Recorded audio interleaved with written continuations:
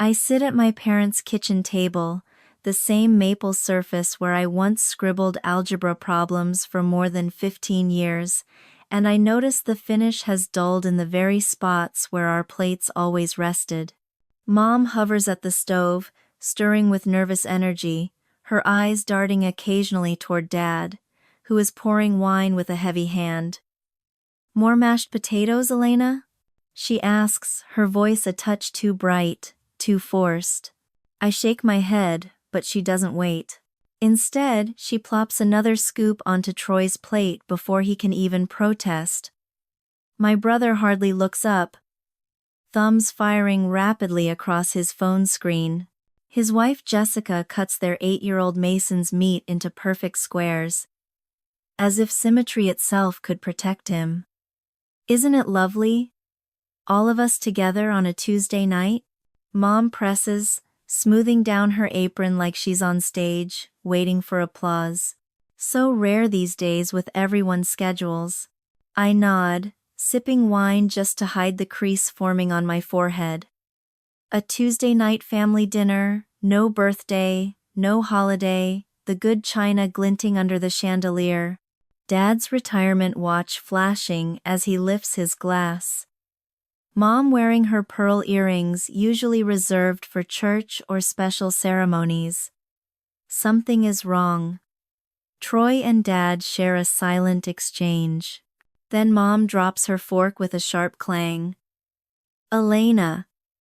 She clears her throat. "We need to discuss something about Mason's future." The room changes, as if the air itself thickens. I set my glass down carefully. Dad slides an official-looking document across the table. Bank letterhead. Loan paperwork. My stomach knots as I read the first line. $40,000, college fund co-signing agreement. "It's just a formality," Troy insists, finally putting down his phone.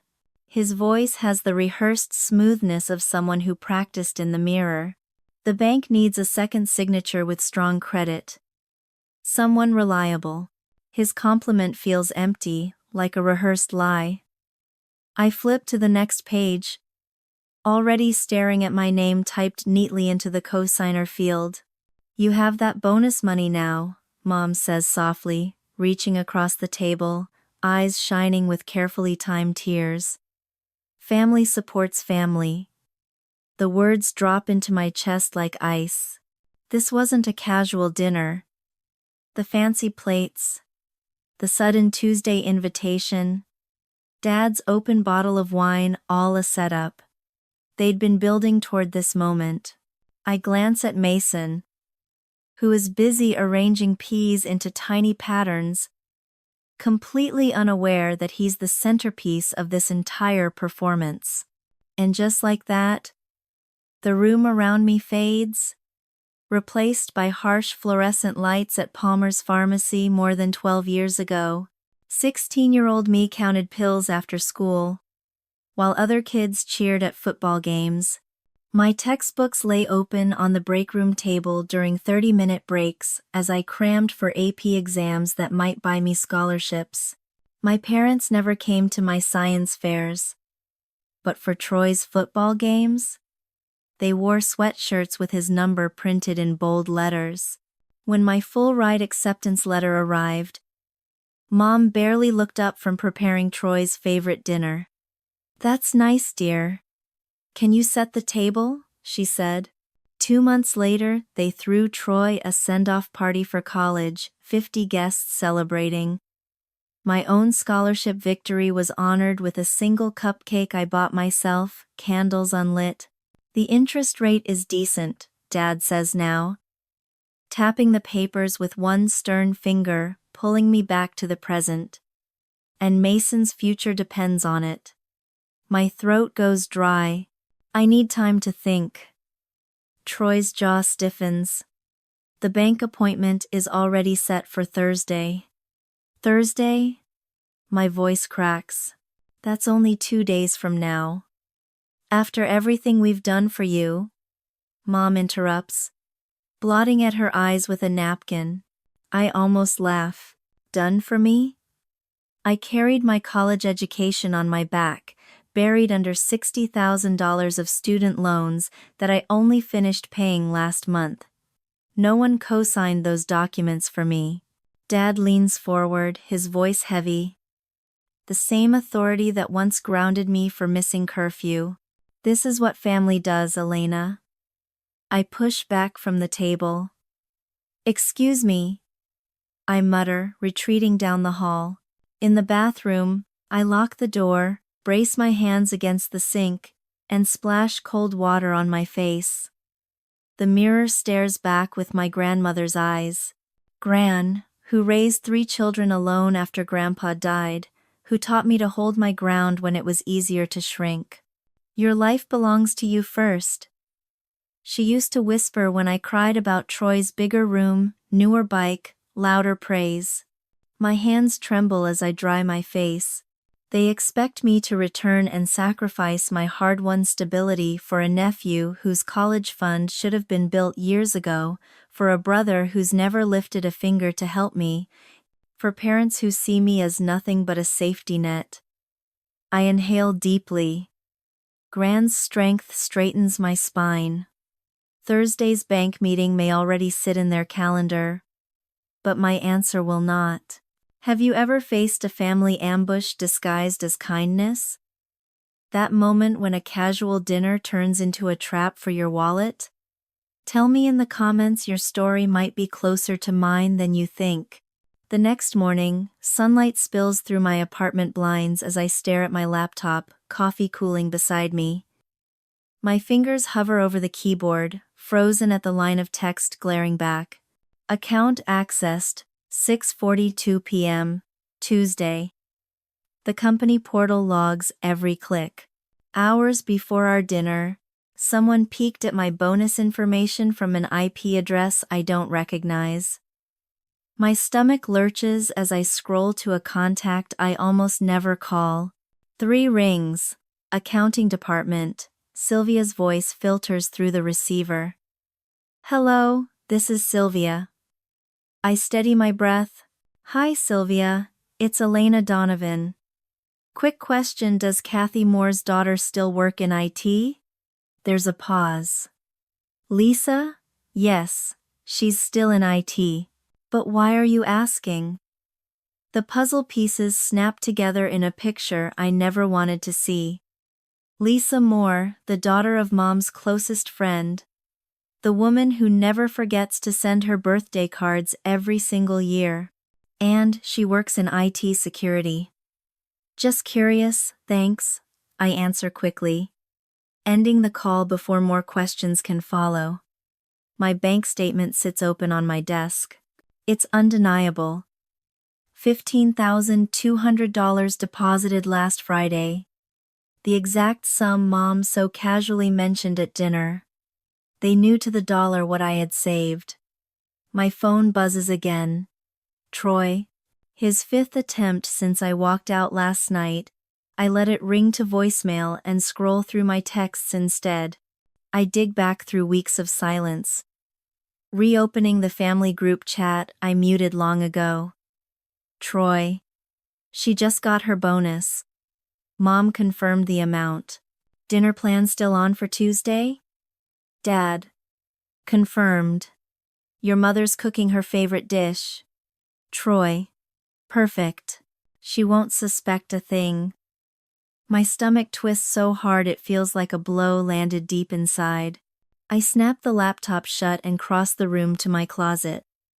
From the back, I drag out a worn cardboard box that has followed me through every apartment since college. Beneath yearbooks and dusty certificates lies my childhood diary with its broken lock. May 15th. Mom and Dad bought Troy a car for graduation. I got a card with $50. September 3rd. They skipped my science competition because Troy had football practice. Dad said there would always be other competitions. December 25th. Troy got a brand new computer. I got clothes for school. Page after page, my younger self recorded the imbalance, each line shrinking smaller. as if even on paper I tried not to take up too much space. At the bottom of the box rests a folder full of loan papers, every page signed only by me. No co-signers, no parental safety net. My phone lights up again. Against my better judgment, I answer. What? I snap. You need to stop making this so hard, Troy barks, skipping any greeting. Mom's been crying nonstop. My chest tightens. I'm not signing those documents. Family helps family, Elena. What would Gran say, seeing you act so selfish? The mention of my grandmother turns my blood hot. Don't you dare use Gran against me. She taught me to stand on my own, something you never learned. Look, Mason's future depends on this. Why can't you just help? I bite back my fury. Why not you? Why not Mom or Dad? Why me? His silence drags on before he finally mutters. Because your credit is better. Dad's retirement wrecked theirs, and Jessica and I already have the house mortgage. And they're at Island. I'm not family, I'm the backup plan. You're being dramatic. Dad says you're humiliating us. People at church are asking questions. My doorbell rings. I glance through the peephole. Jessica, perfectly polished, waiting outside. I have to go, I mutter, hanging up. Before I decide what to do, my phone chimes. A work email from Janice in HR. Is everything all right? I received a call from a relative about your difficult time. My hands nearly dropped the phone. They're contacting my workplace now? The doorbell rings again, harder this time. But I ignore it and turn back to prepare for my meeting. Later at work, Margaret from the research lab slides into the chair beside me. At 62, her salt and pepper curls and sharp eyes carry the weight of experience. You look like you didn't sleep, she says, sliding a coffee toward me. Family troubles? I hesitate, then nod slightly. How did you know? She leans in. Your brother called the front desk, said it was a family emergency. I told reception you were in a meeting all day. Relief washes over me. Thank you. Families can be messy, she continues, her gaze narrowing. When our father passed, my sister tried the same thing, wanted me to mortgage my home to cover her debts. People who weaponize family ties don't deserve your sacrifice. Her words pierce deeper than she knows. My phone buzzes again. This time a text from Rachel, my best friend. Hey, just checking in. Dinner tonight? Before I can answer, Troy's name flashes on my screen. Elena, we need to talk. I already used some of the college fund money on. I hang up, heart pounding. He's already spent money that doesn't even exist. The desk phone rings, a local number. Hello, Elena? This is Mark Jenkins from First Federal. I'm calling about the family account your father mentioned. My hands shake as I slam the receiver down. That evening, Mom's number appears on my cell. For the first time in my adult life, I decline her dinner invitation. I can't make it tonight, I say firmly, or Thursday. Her voice cracks. Elena Catherine Donovan, you're breaking your father's heart. I hang up and realize something startling. My hands are steady now. The next morning, Troy's voice booms through the lobby of my building. I need to see my sister, it's a family emergency. The echo carries, but for once, I don't flinch. My coworkers glance up as I approach the security desk where Troy waits, his posture rigid with anger. You need to leave, I say firmly, projecting my voice so the entire lobby can hear. His reply is a hiss meant only for me. Not until you sign those papers. My chest tightens, but I force the single word out. No. It feels foreign, yet strong on my tongue. a boundary finally spoken aloud.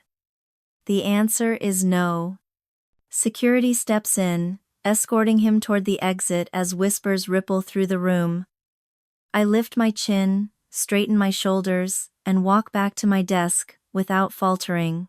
That Sunday, I push open the heavy wooden doors of church, only to be confronted by the brightly decorated bulletin board announcing family news. Before I can find a seat, Uncle Roger appears, his hand clamping onto my shoulder with a familiarity that makes me flinch. "There's my favorite niece," he booms. "Your mother tells me you're having trouble remembering family obligations." Before I can answer, Aunt Cheryl swoops in, her words dripping with false concern. "Mason is such a brilliant boy. It would be tragic if pride ruined his chances." Their assault continues throughout coffee hour, each relative seemingly waiting for their turn with rehearsed lines. Even Pastor Williams corners me near the hymnals. "The good book reminds us that family must come first, Elena," he intones. "Your parents have prayed over this matter at length." My stomach twists. So now prayers include my bank account. Convenient. The next morning, a white envelope sits in my mailbox, no return address. Inside, a single line, bold and cruel. "Ungrateful daughters burn in hell." The paper shakes in my hand as the weight of their tactics settles heavily on my chest. That evening, Troy calls, his voice thick with feigned emotion. Mason asked why Aunt Elena doesn't love him enough to help with college. My 8-year-old nephew, suddenly rehearsing lines about tuition. On Tuesday, at Hannaford's grocery, Mrs.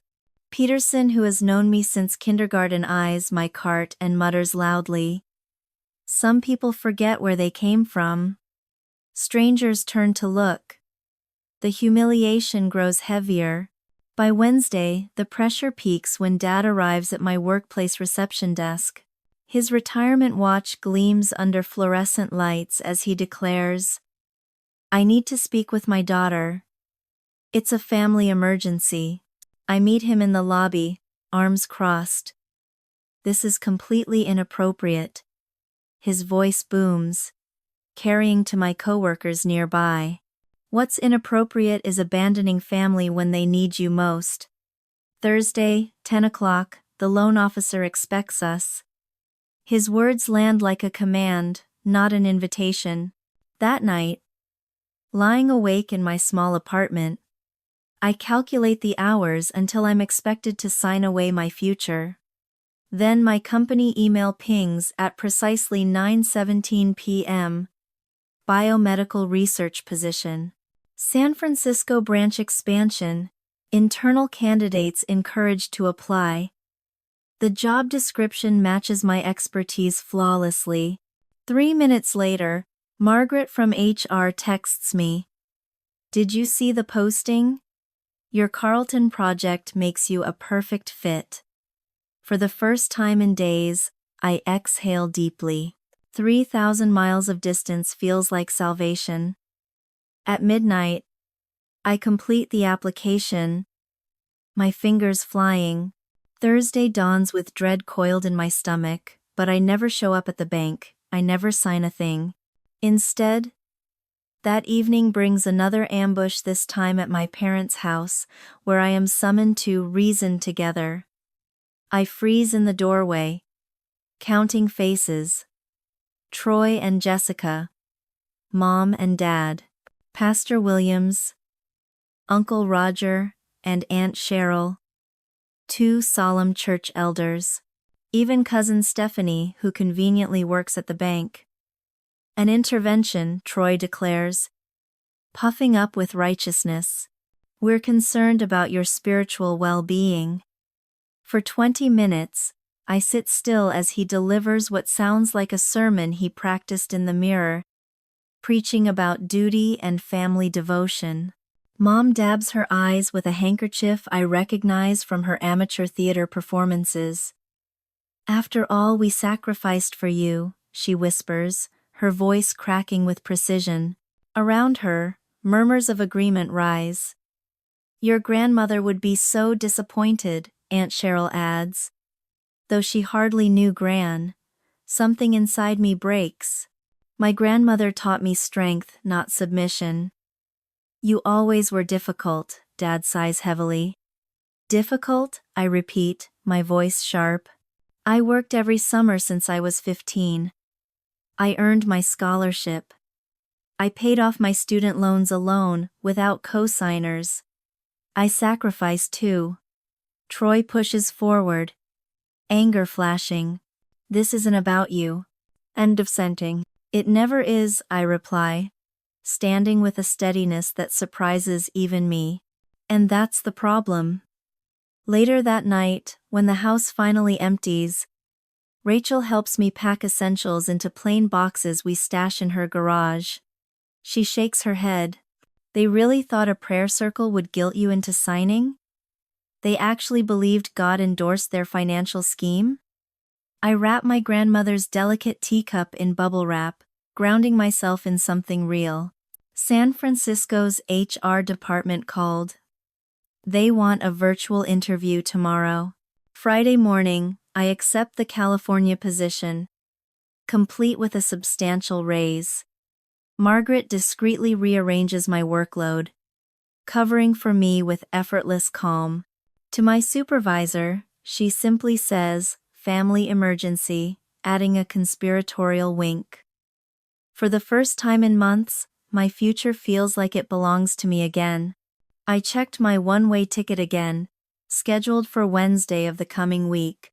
My elderly neighbor, Mr. Wilson, promised to collect my mail while I was gone. He leaned on his cane and told me quietly. Had to escape my own brother's schemes back in 2082. Sometimes distance is the only language people understand. His words stayed with me. Each step I took built more momentum toward freedom. By Monday morning, my bank accounts had already been transferred to branches on the West Coast. That same day, I set up mail forwarding and, for the first time, made my final student loan payment. I celebrated with a plastic cup of sparkling cider, raising it to no one but myself. The symmetry felt right, beginning my financial independence journey alone, and now ending it the same way. On Tuesday, while sorting through my desk drawers, I uncovered Gran's old letter from my college graduation. The paper was yellowed, but her careful script remained clear. Your life belongs to you first, Elena. Choose carefully who deserves pieces of it. Real love never demands bankruptcy of your spirit or your wallet. I sat with those words until tears finally came, the first since this ordeal began. They weren't from fear or guilt, but from recognition of her wisdom echoing in my bones.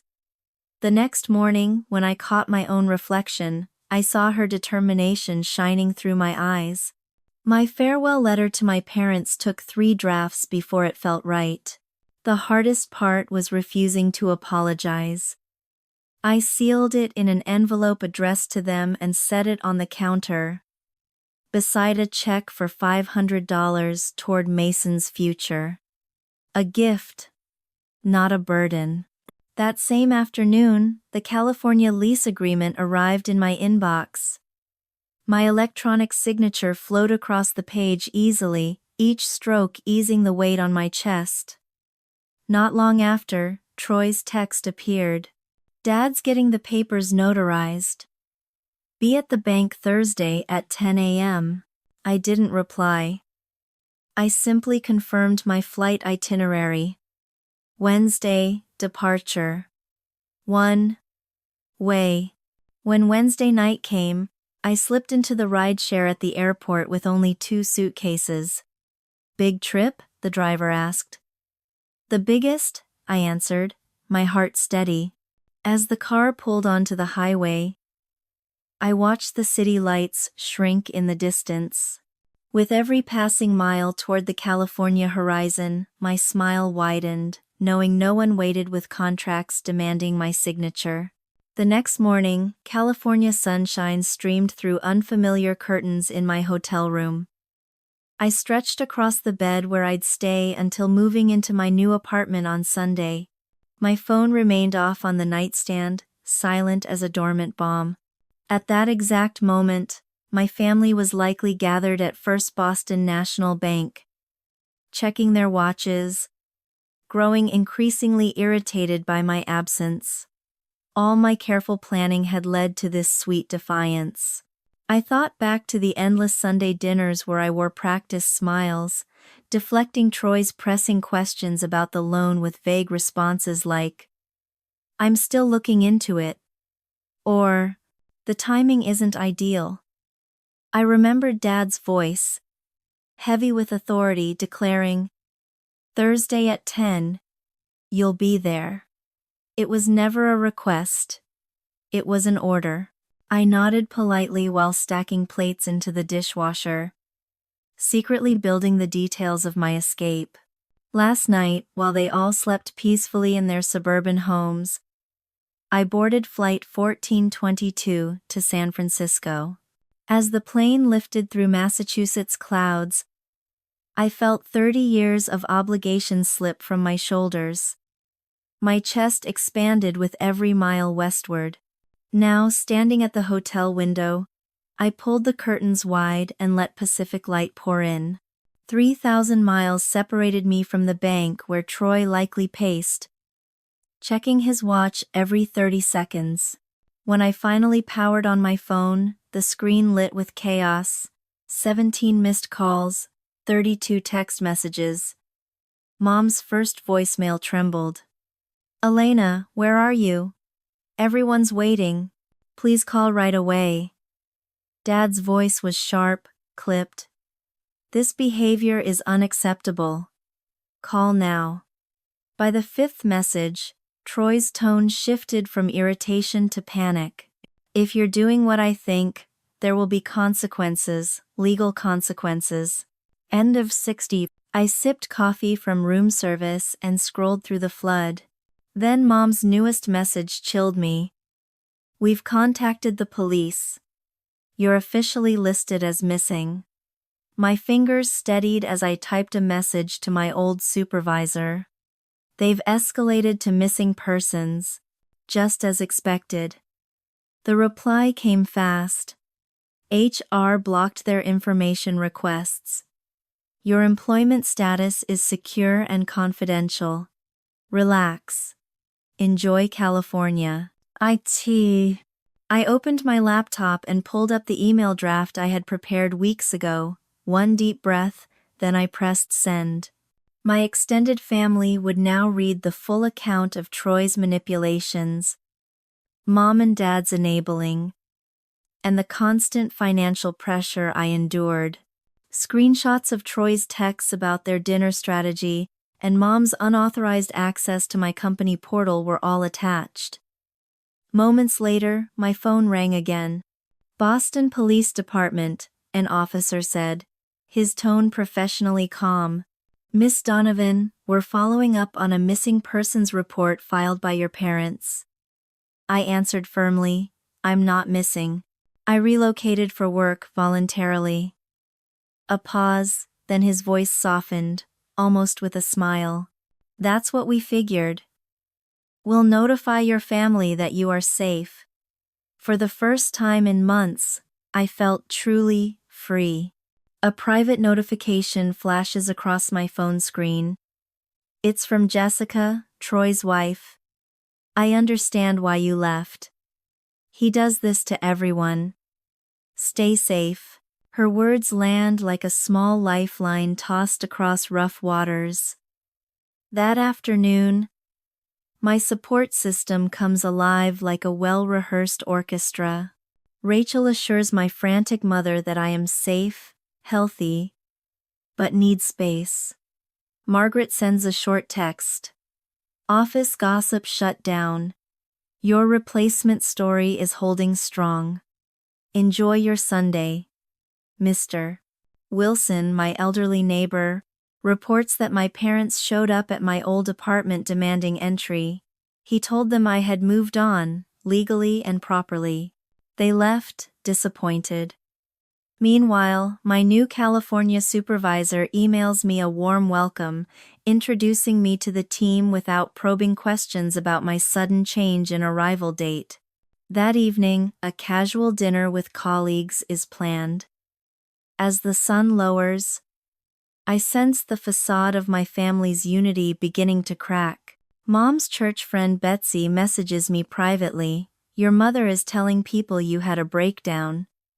Several of us told her to respect your privacy. I always felt you deserved better." A message from Uncle Frank, Dad's older brother, follows by email. "Got your explanation. Not surprised. Troy has had his hand out for years. Bank contacted me about his previous loan attempts after you didn't show. Things are unraveling here." I step onto the hotel balcony and watch the Pacific sunset. For the first time in months, laughter rises freely from my chest, unforced and real. The feeling is strange, exhilarating. 3,000 miles of distance has succeeded where years of exhausting conversations failed. Freedom tastes like California air, sharp, crisp, and filled with possibility. A calendar reminder pings. Welcome dinner with my new team. No history, no baggage, just a clean beginning. I take care choosing my outfit, realizing my shoulders no longer sit hunched near my ears but rest naturally, tension finally eased. As I reach for my bag, one more text comes through. It's from Mason, Troy's 8-year-old son, clearly typed on Jessica's phone. "Aunt Elena, when can I visit California?" A smile spreads across my face as I type back softly. "Someday soon, buddy. Someday soon." 3 months later, my days are consumed with projects, meetings, and clients. No one forces my choices anymore. But one Tuesday afternoon, a certified letter arrives at my office, stamped officially with my father's handwriting. Inside lies a single sheet. "Your mother collapsed yesterday. Doctors aren't sure why. We need you home." My hands shake, but my mind remains sharp. 3 months of California light cannot erase 28 years of manipulation. I call the hospital directly. No record of my mother's name as a patient. Just another trick. Another desperate ploy to make me bend. Later, during a video lunch with Margaret, I share it. She shakes her head knowingly. Classic family manipulation. What's the count now? I scroll my phone. 5 in 3 days. Yesterday, Mom's tearful video. Troy using Mason on a call. Pastor urging spiritual healing. And now, this letter. Margaret spreads butter across her roll calmly. "They're escalating because you're winning."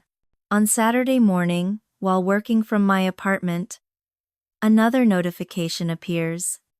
An email, styled as a legal notice about family trust obligations, supposedly from a Massachusetts law firm. A quick search reveals no such firm exists. My phone buzzes again. It's Troy. Against reason, I answer. His voice trembles perfectly. "Mason wants to say goodbye before..." "Before what, Troy?" I cut in. "Before he stops asking about you. He doesn't understand why his aunt abandoned him." Guilt tries to rise, but anger burns hotter, clean and sharp. "Put Mason on the phone if he's really there." Silence. Then he admits. "He's at school. On a Saturday." The call ends abruptly. By evening, 3 more manipulative messages arrive. Mom's supposed health decline due to stress. A claim they're selling Grand's china cabinet, long promised to me. A former neighbor allegedly contacting my supervisor to report my unstable behavior. I sit by my window, coastal breeze filling the room, and make my decision. Monday morning, I send a single email. Family video call. Thursday, 7 p.m. Eastern. All of you. Together. Replies, pour in immediately, mom with teary acceptance, dad with stern consent, Troy with smug certainty. Thursday evening, the apartment glows with sunset as I arrange my laptop. Behind me, only framed degrees and certifications. No family photos. I prepare like a surgeon before a complex operation. At precisely 7, I click join meeting. Their faces pop into boxes on my screen. Dad at the kitchen table's head. Mom clutching tissues. Troy and Jessica with Mason blurred in the background. Pastor Wilson solemn in a corner. And several aunts and uncles I barely recognize. Elena, Dad begins, authority dripping from his tone. We've gathered to address your troubling behavior and… I'll be speaking first, I interrupt, my voice steadier than it has ever been. I have remarks and evidence you need to hear. Mom opens her mouth, but Dad raises a hand to silence her. Curiosity briefly outweighing his need for dominance. 3 months ago, you ambushed me with demands to co-sign a $40,000 loan for Mason's education, I state, pulling up a meticulously organized timeline on my screen. Since then, you've escalated with increasingly desperate tactics, all of which I have documented. Troy leans toward his camera, face flushed. This is absurd. We're just trying to secure our son's future. You're treating us like criminals. His words hang in the air, but I do not flinch. You told First National Bank the money was for Mason's education. I say evenly, clicking to the next slide. But here's the recording where you admit to your poker buddy that the real plan was to use it to pay off your gambling debts. The audio plays, Troy's voice sharp and undeniable. Elena's bonus is exactly what I need to clear the tables. Once she signs, I'll deal with Mason's college later. The silence that follows weighs down the call like a stone dropped into deep water. Jessica's head jerks toward Troy in shock, but I continue calmly, walking them through my evidence. Bank statements proving my parents had more than enough assets to guarantee the loan themselves. My student loan history compared to Troy's fully funded education. Pages from my childhood diary that tracked years of favoritism in careful handwriting. And then the final slide. A pattern analysis. What's most telling, I say, is how this has played out my whole life. Troy receives. I provide. From bedrooms to birthdays to tuition. My father's expression hardens into stone, my mother's tears drying into something sterner. You're twisting everything, Troy shouts, slamming his hand on the table. Families help each other. That's what this island, I lean in. Like you helped me when I needed a co-signer for my first apartment? Like you helped me with my student loans? The truth lands heavy. Aunt Meredith's voice cuts in from her square on the screen. Robert, is this true? That Elena paid her way through school while you covered every expense for Troy? My father looks down, unable to meet her gaze. My finances are not family property, I state firmly, locking eyes with the camera. I'm open to moving forward but under new terms. 6 months with no contact. After that, we reassess depending on behavior. Any attempt to manipulate me or involve my workplace resets the clock. The kitchen behind them is so quiet I hear the wall clock ticking. My father opens his mouth, then closes it, stunned into silence. For the first time in my life, I've managed to stop him cold. In his eyes, behind the anger, I glimpse something I never expected. Respect. Troy leaps up from his chair, his face red. This is bull. his words cut off as he storms out of frame. My mother leans forward, her hand reaching toward the screen, as if 3,000 miles could vanish. Elena, I'm sorry, I didn't realize what we were doing. It is the first genuine apology I've ever heard from her since I was a child. 6 months, I repeat. My hand hovering over the disconnect button. Your move. And with that, I end the call on my terms, not theirs. The silence in my apartment feels transformed like the calm after a long, violent storm. Sunlight pours through my California windows as I stretch toward the ceiling. The hardwood floors warm under my bare feet. For 6 months I've lived here, in a space with an actual living room, and I still smile every time I cross it. My phone vibrates with congratulations about my promotion, a celebration marked by genuine champagne shared with colleagues. Not the cheap sparkling wine my parents once served when Troy landed his first job. A text flashes across my phone. Breakfast on the balcony? It's from Ellie, my downstairs neighbor who has become a friend, someone who accepts my occasional need for solitude without question. My circle here understands that boundaries aren't walls but healthy lines that make real connection possible. On my calendar, a bold reminder shines. Next month's vacation to Sedona. My bonus, spent on desert sunrises instead of covering someone else's debts. I sip my morning coffee on the balcony, free from the dread of hearing the family ringtone. At work, Caitlin, a new lab assistant, hovers at my desk, phone clutched tightly. Everything okay?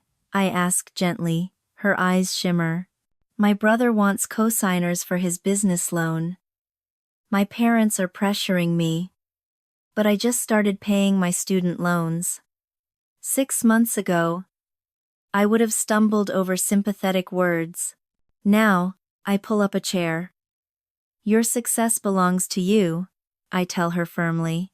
You're not wrong for protecting it. The words leave me steady, without bitterness. Later, when I decline a colleague's request, the no comes easily, without guilt twisting in my stomach. At home, Grand's letter hangs framed beside my degrees. Your life belongs to you first. No longer hidden away, but displayed proudly. A compass for the woman I've become. Therapy, twice a month, has helped me understand the old patterns etched into my childhood. The golden child dynamic wasn't your creation or your responsibility, my therapist reminded me recently. This time, the truth settled deeply. Not like a sting, but like a truth I could carry. Weekends now include volunteering at a women's financial literacy program. Just last Sunday, I met Eric, a curriculum designer with gentle questions and an easy smile. His hand in mine feels like invitation, never demand. Cousins from my mother's side have reached out, rebuilding distant bridges on mutual respect instead of obligation. Last night, I noticed something startling. I hadn't thought about that loan in weeks. The space it once occupied inside me is now filled with living authentic, unburdened mine. Mother's letters come once a month now, tentative at first, but gradually more genuine. In her most recent one, she admitted, I never realized how differently we treated you and Troy. My father, once silent and immovable, has shifted too, his words arriving in brief text messages about the weather or baseball scores. Small things, but in their own way, they feel like the first fragile bridges stretched across a wide gulf. From Rachel I hear updates. Without my financial safety net, Troy is now facing foreclosure, finally confronted by consequences he can't pass on to me. Jessica made her own quiet stand last month, bringing Mason to visit me in California without telling Troy. It was a rebellion in its simplest form, but powerful in what it meant: her refusal to continue enabling his demands. With Thanksgiving on the horizon, My dining table is set to welcome the family I've chosen. Ellie, a few trusted coworkers, neighbors who have turned into true friends. Margaret is coming too, pausing during her retirement celebration trip to see me. Rachel will fly in on Thursday, already drafting her toast in honor of the woman who finally chose herself. On my desk rests a letter from Mr. Wilson, his careful handwriting steady as ever, reminding me that courage wears different faces at every stage of life. Yesterday I marked the anniversary of my freedom with a small cupcake, a private tradition I plan to continue each year as a symbol of both resilience and renewal. This morning, I opened a savings account specifically for Mason's future education on my terms, by my choice. The note I've already drafted for him to read on his 16th birthday says simply, "Your future is yours to build, but true support should always be given freely, never demanded." With that reassurance tucked away for the years ahead, I close my laptop on another finished project and carry a warm cup of tea to the balcony. The Pacific Ocean stretches endlessly before me, sparkling in the late light. With my arms lifted wide and my face bathed in the warmth of the setting sun, I realize at last that freedom is not the absence of family, it is the presence of choice. And so I ask you, have you ever had to draw firm boundaries with your own family? How did they respond when they finally understood you would not bend?